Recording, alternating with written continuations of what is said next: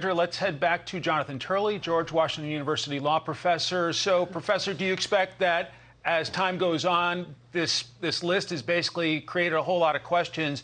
Do you expect the drumbeat to get louder for releasing the affidavit?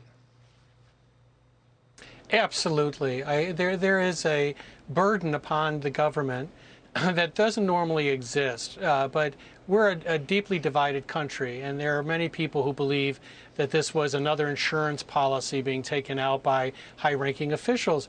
That doesn't make it true, but you have to recognize that this is occurring close to an election, and while you don't normally release an affidavit, I think there's a lot of justification to do it here. One of the things that I would be most interested in is not just what the court was told, but to zero in again on that June meeting and any communications that followed it. Now, what we know is that the Trump people were told, we want a lock on this storage room. Normally, if you believe there's TSSCI material, adding a lock to a storage room is not considered a good compromise. The question is, did they say, look, will you allow us to remove this material to a local SCIF, a secure facility, which exists in most areas, a lot of courthouses have them, and then we can resolve these questions? Did they say that we may issue another subpoena unless you turn it over? We don't have those details. That would go into a showing of intent, of wrongdoing. We don't even know if they expected to find TSSCI material or whether they simply did so once they opened up these boxes. Now, the reason this is so important is that the Trump team is insisting that they have declassified, or the president declassified, this material.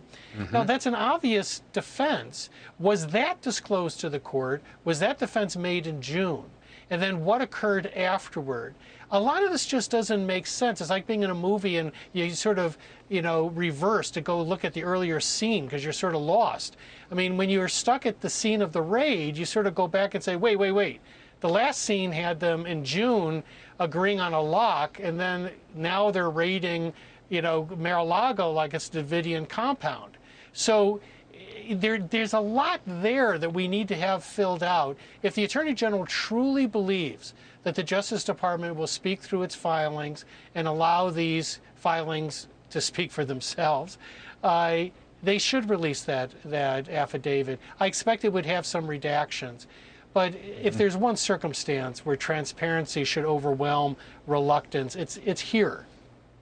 Okay, Jonathan Turley, you've been joining us on the Breaking News. Really appreciate your time, sir. Hi, everyone. I'm Brian Kilmeade. I want you to do me a favor. I want you to click to subscribe to the Fox News YouTube page. This is the only way that I know for sure that you're not going to miss any great commentary, any great news bites, any great interviews coming your way on Fox. You can get it all here on YouTube. So subscribe right now.